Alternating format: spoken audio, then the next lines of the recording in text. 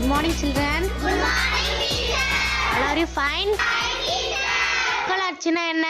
மக்களையும் மண்ணையும் பாதுகாக்க மக்களில் ஒருவரை தேர்தலின் மூலம் வாக்களிக்கும் முறை teacher. Very good.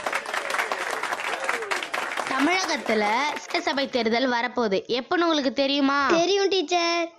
April 23 teacher. Very good. வருகின்ற தேர்தல்ல நீங்க எல்லாருமே பங்கு பெற போறீங்க. உங்களுடைய கடமைகளை செய்ய போறீங்க. அது எப்படி டீச்சர்? 18 வயது முடிந்தவர்களுக்கு தானே ஓட்டு. எங்களுக்கு தான் ஓட்டே இல்லையே. நாங்க எப்படி எங்க கடமையை செய்கிறது? உங்களுக்கு ஓட்டு இல்லைன்னா என்ன? உங்க வீட்டுல அப்பா, அம்மா, அண்ணன், அக்கா, சித்தப்பா, சித்தி இவங்களுக்கெல்லாம் ஓட்டு இருக்குல்ல, அவங்க கிட்ட ஓட்டு போட சொல்லி கேட்கணும். அவங்க தான் எங்களை படிக்க வைக்கிறாங்க, சாப்பாடு போடுறாங்க, வளர்க்குறாங்க. நாங்க எப்படி டீச்சர் அவங்கள ஓட்டு போடணும்னு சொல்ல முடியும்? இங்க இருக்கிற மரங்கள்ல யார் வச்சாங்க? முன்னாள் மாணவர் தான் டீச்சர். அவங்க வச்சதால் தானே உங்களுக்கு நிழல் கொடுக்குது. நாவல் மரத்திலிருந்து பழம் பறிச்சு சாப்பிட்றீங்க.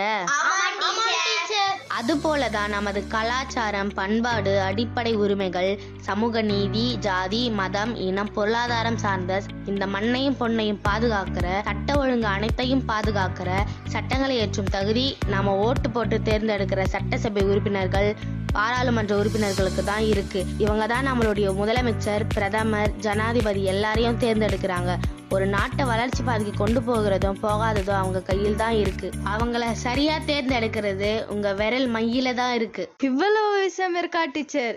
இது தெரியாம போயிடுச்சு. ஆம், தமிழ்நாட்டில் 1ஆம் வகுப்பு முதல் 12ஆம் வகுப்பு வரை 1 கோடி மாணவர்கள் படிக்கிறாங்க.